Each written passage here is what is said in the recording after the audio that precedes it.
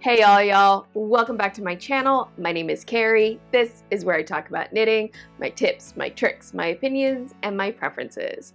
There really are 3 stages to knitting a project. There's the prep, there's the knitting, and then there is the finishing. I will fully confess that finishing is probably not my favorite part of knitting. It's why I don't finish projects as quickly as I could because I cast off. And then it sits there as I'm like, do I feel like weaving it ends right now? I don't know. Should I? But finishing is a crucial stage in a knitting project. I think it's the make it or break it moment between something looking handmade versus homemade. Well, I do have a project and I have finished knitting it. It is time for me to go into stage 3, and I'm going to bring you along with me on my journey of finishing this project. And you will get to find out, do my tips, do my tricks, do my techniques, do they help make this eventual cowl look handmade or homemade? There's only one way to find out. Hit subscribe, hit the notification bell, give my video a thumbs up, and let's finish my project. Down in the description box, you will find a list of materials that I use during this video, and there will be links. Some of these links will be affiliate links. These will be clearly marked. If you want to learn more about affiliate links, why I use them, etc., check out my FAQ at knitswhereit'sat.com. If you've been watching my live streams, you are going to be familiar with this project. You know this video has been on its way and it's time to actually shoot it. So I've been working on this for a while, and I kind of adore this project because it looks like it may be more complicated than it really is. It starts off with a combination of a stitch pattern called Fool's Welt or Wager's Welt, and then this eyelet pattern here. And then it comes up into this panel here, and this looks like a cable almost, but it's not. This here is all built with a knit purl combination, and it's reversible. I'm going to turn this over. On this side, which is the wrong side for my project, you have these diamonds that appear. And I couldn't decide which side of this motif I liked better. And so I decided that I would do another section here, and then this side I would have the diamonds be on the right side of the work. And going through that, I also made a decision that I would turn this into a cowl project that is knitted flat that then can be seamed together. And it is time to finish. When you finish a knitted project, most likely you're going to have ends that you need to weave in. You will need to wash your object. You want to wash it, okay? And then you get into the area of blocking. Now, blocking is a much bigger conversation that we're going to cover in this video, because what people are referring to when they talk about blocking actually varies. Like, not everybody who's saying blocking means the same thing. Some people, when they talk about blocking, they are only talking about what's called pin blocking. Other people, like myself, when we talk about blocking, we're really talking about giving final shape to the object that might involve pins, that may not involve pins. And also, there's just different ways to block. You can wet block, you can steam block. And the truth is, this whole process of weaving in your ends, washing, and then blocking your finished piece, there is an art to it. There are decisions that you need to make as the knitter that will affect the look of the final piece. So before I get really into the finishing work, I want to just take a moment and look at it and kind of game plan how I'm going to approach each step of the finishing process. First question, how am I going to weave in my ends? Now you might be going, Carrie, is that really a big decision, how you're going to weave in your ends? And the answer to that is yes. Yes, there is. Because the fact is, there is no one way to weave in your ends. My favorite go-to technique for weaving in ends is duplicate stitch. I have a video about it. if you want to check that out so you get a full explanation of how to do duplicate stitch, here's the link up here. But I don't always use it because there are some stitch patterns, ferrule, which is a whole technique, that doesn't really lend itself well to duplicate stitch. How you weave in your ends for wool can be different than how you weave in your ends for a cellulose-based fiber.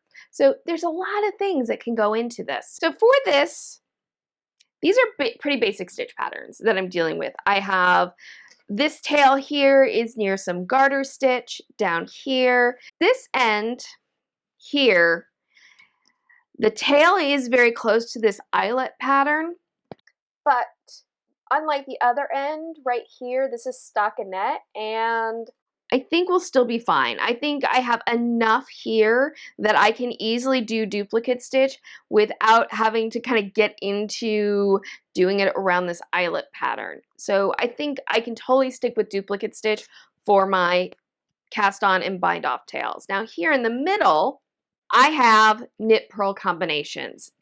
And I did this ball change right here near the border of where I switched from doing purl stitches and going into knit stitches. So doing that sort of switch for a duplicate stitch weave can be a little, you gotta pay attention to what you're doing, but still doing a duplicate stitch is gonna work really well on this. Next, I just wanna take a moment and think about blocking. And here's the thing about this project, okay? You'll notice my edge here is not even, right? This edge curves in and then it comes back out. The reason that is happening is because this knit purl combination is almost acting like a ribbing and you get this kind of edging. This sort of thing also happens with cables. Now, that pulling in is kind of cool because that's what gives this raised look and this more three-dimensional look to this stitch pattern than if it was just flat, where you can still see the trellis, but it's a very different look than what this is achieving. So down here, where this is just garter stitch for the most part, there is a couple of rows of purl and you have this eyelet pattern, but down here, I'm going to not pin block this area. There's no need for it. I don't want to stretch this. I want to keep this kind of accordioned up the way that it is and not overly open this up. And simply by washing this, getting it wet, and just kind of doing a little bit of hand shaping in this area, I'm going to be able to get these stitches all kind of nicely evened out and looking just finished. However, up here in these sections where I have these knit purl combinations, there's this pulling in that's happening here at the edges. And it's not the most elegant look to the work. And I don't believe that simply washing this and kind of hand shaping it is going to be enough to get these edges to even out.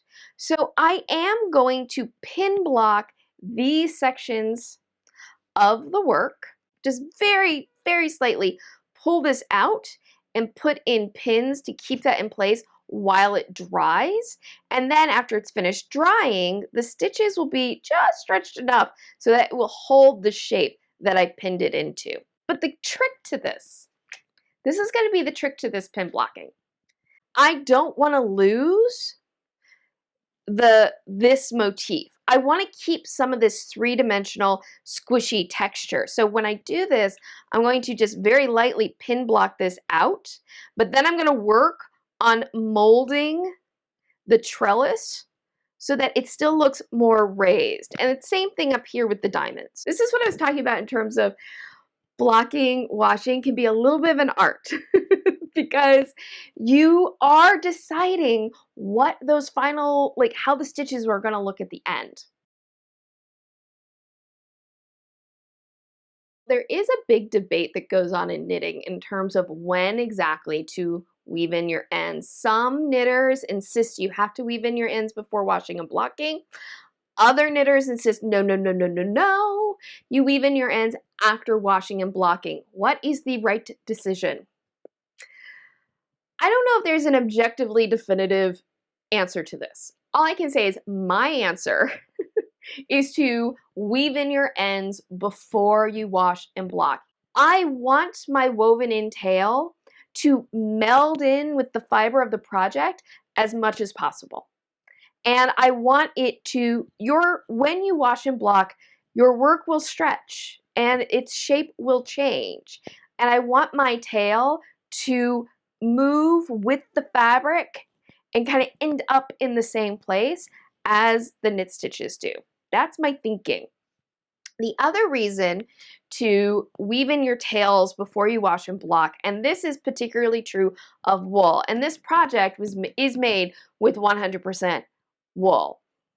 With 100% wool that is not superwash, when you weave in your tail, you're not going to necessarily felt the work if you wash and block properly, but there is a little bit of felting that can occur, meaning the tail, the scales that are on the tail will hook up with the scales that are on the fabric, and it will just felt ever so slightly, and that will help keep the tail in place and not come undone. So there's a couple different reasons why it's a good idea to weave in your ends before you wash and block. So that's what I'm going to do. This is my cast on tail, and you know what? This cast on tail, this is like the perfect link tail. You know what? I didn't use long tail for this project. I used Chinese waitress cast on for this project. That's why my tail is so perfect. So I am not going to trim this tail down, and I'm going to just go ahead and thread the tapestry needle. So first thing I'm going to do, notice right here, the edge right here is just pulling in ever so slightly. So I'm going to actually yank this a little bit, and that's going to help that edge be more square so that it better matches this edge here.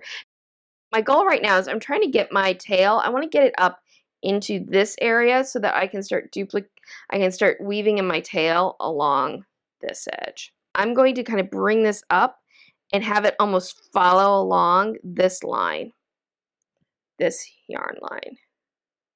And that's the thing with weaving in tails. I always find it helpful when I'm trying to decide, like, where do I take my yarn? It's like, well, look at the yarn path of your stitches and follow a line of that. So we've got that up there. And now I can just, I'm going to bring this here up like this. And that's duplicating this leg here of this edge stitch. Now I'm on the right side of my work, but that's okay, because now I'm going to just take this and I'm going to weave it back this way. All right, and if someone looks ever so closely, they will see the woven in tail there, but that is so subtle, I don't think anyone's going to notice it. So I think that's pretty discreet. And now I'm in a good place to start weaving in across the row. When I did my video on doing duplicate stitch, I did it on stockinette. This is not stockinette. This is garter stitch. On stockinette, all the purl stitches and all the running threads are on one side of the fabric, and the legs appear on the other side of the fabric. In garter stitch, a row of stitches, the purl bump of the row will be on one side of the fabric, and the two running threads will be on the other side of the fabrics. What that means in terms of duplicate stitch is, if I were to truly do duplicate stitch, right, I would follow this leg up, and here's the purl bump. I would follow that purl bump back down, and then I'd follow the leg, and the leg is coming out of this stitch and going behind these two legs, right? Because the running thread is on the back of the work. So right there is the running thread. So what that means is the tail is moving from the back of the work to the front of the work, from the back of the work to the front of the work. This is not necessarily a problem. With duplicate stitch, the beauty of it is because you are tracing the yarn path, and if you're doing this in the same color as I am, most people are not going to notice that there's a little bit of a doubled up strand of yarn there. But there's an easier way to do this if you want to know the truth, because here's the thing. Here is a purl bump, here is a right running thread, and a left running thread. These are 2 rows, right? This is a row of stitches here, this is a row of stitches here. But I can weave this as though this here were a stitch. So I'm going to bring my needle up into this purl bump and then up into the nearest right running thread. I'm then going to follow this purl bump from the row above down into this running thread and back down into the purl bump that I came out of. And this is basically the same shape as any knit stitch. It's just that I'm creating that shape over 2 rows because I'm following the right running thread here on one row, and then I'm going up into the right running thread of 2 rows above, and then I'm following this purl bump into this left running thread and then coming back down into the purl bump. And I mean, if you look, I don't know how well you're going to be able to see it. It almost looks like this is a knit stitch, right? This looks like there's a knit stitch there. It's not. This is a purl bump from one row, and these are running threads from another row, right? But if I recreate the shape of a knit stitch, what I want, which is to have my tail move with the fabric, is going to occur. Now, when I go up into these and I'm weaving in the ends like this, I don't need to pull tight. I want my weave to kind of match as best I can the tension of the fabric itself. And I only need to weave maybe 1 or 2 inches in. So that's about, it's like 1.5 inches, and that is plenty. Now watch what happens when I stretch the fabric. Watch, see? My tail is totally moving with the fabric. There's no distortion that's coming. You don't even see the tail. This is the right side of the fabric. You don't even see the tail at all. Like, it's totally hidden behind the work. And that is a beautiful, discreet weave, and it will last.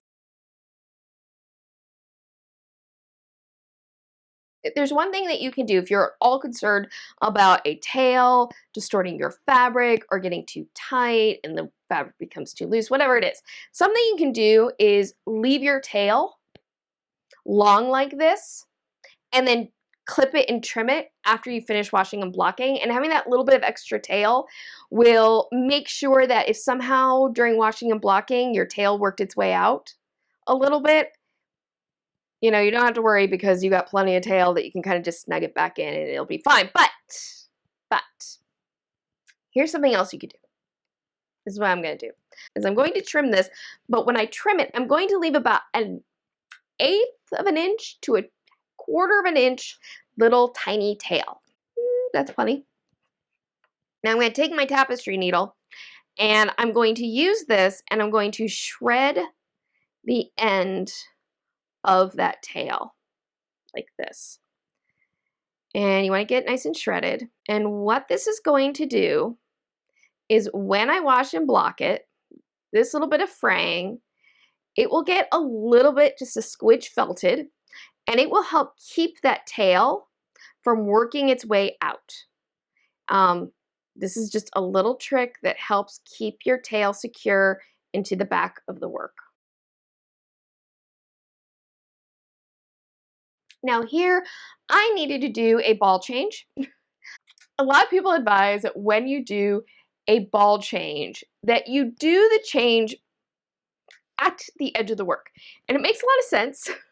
Makes a lot of sense because when you do it here in the middle, right, you are disrupting the undulation of yarn that creates a row of knitting and that creates a hole. But a lot of times I ignore that advice personally and I just go ahead and join in a new ball of yarn in the middle. I have a whole video about how this works, why it works, how I go about doing it. You can check it out here. But let's take a look at doing this in this project where I have a knit purl combination. And so me doing my duplicate stitch is just going to be a little more complicated than if this were just stockinette. All right, so I got my needle. And the first thing to do, there is a hole here. I need to close that hole. So what I'm going to do is I am going to cross my tails thusly, and this is going to mimic a running thread connecting these two stitches. And it doesn't matter. You can have either tail on top. It doesn't matter. You just want to cross your tails and then pick a tail to start weaving in. I usually pick the tail that ended up on top, which usually with me is the tail that's coming out from my right. So have this. Now I'm going to look very carefully because I'm going to use duplicate stitch. Here is my tail here that I'm not working right now. It's just going to hang out over there, but I want to take note of the stitch that it's coming out of. It's coming out of this stitch here. So I'm going to follow this same stitch and come up into this, because if this had continued on knitting, this would be the running thread and the running thread would be coming up into that stitch. So that's what I'm going to do. And I'm just going to give it a little tug. And look, now there's no hole. Now all I have to do is duplicate stitch. So here's the tail right here. I'm going to pull it. I'm going to follow this leg up into this stitch above. Go behind these two legs because the purl bump is back here on the wrong side of the work. And I'm following along this stitch path. And then I'm going to follow this leg down into this stitch here. And then you can't see it, but there's a running thread behind here, and it's coming out of this stitch, like that. Okay? And there we go. So there is my first duplicate stitch done. Now all I have to do is keep doing duplicate stitch to weave in my tail across. So I'm going to follow this leg up. The leg travels behind here. So this right back here, that's the purl bump behind the fabric. I can't see it, but it's there. And then follow the leg down into this section. Follow that there. I'm about to get to the section where I'm going to start being into the purls. So right here, I'm getting near the border. It looks a little like, wait, there's this purl bump and what's going on? Don't worry about that. Whenever you're doing duplicate stitch with knit purl combinations like this, stay focused on the path that you're following. So I'm going to just follow this down.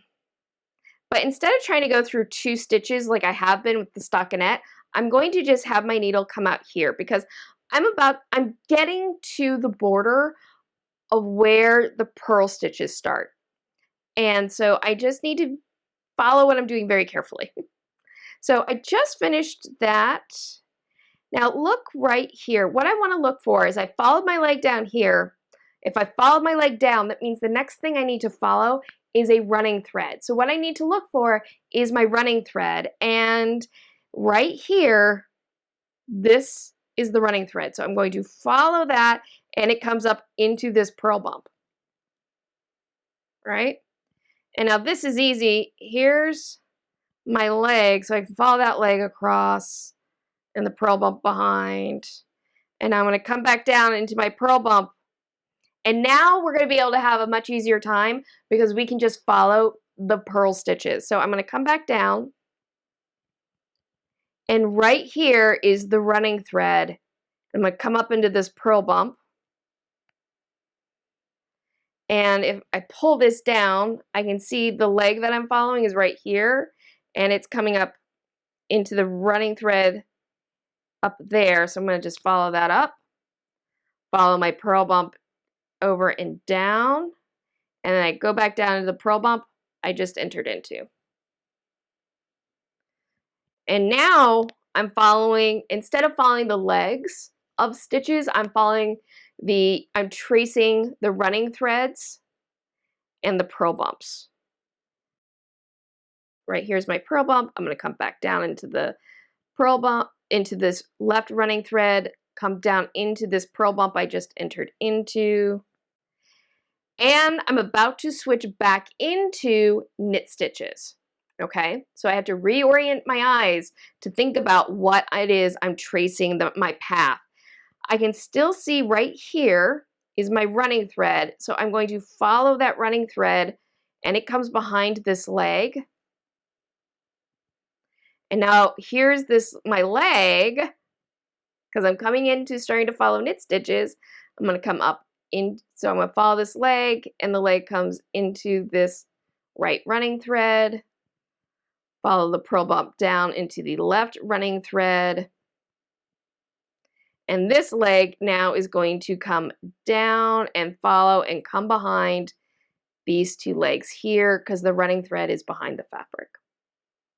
So that's the thing with doing duplicate stitch on knit purl combinations, is you just have to take your time and very carefully just watch and trace where that yarn is. Sometimes you have to stretch the fabric a little bit to see the running thread that you need to follow or the leg that you need to follow. But if you take your time, you can absolutely use duplicate stitch in this situation, and you get a really beautiful discreet weave that again moves with your fabric, and you can stretch it and there's no distortions and it looks lovely. The only kind of sign is that it's a little bit thicker. You can tell it's just a little bit thicker right here where you have the double yarn.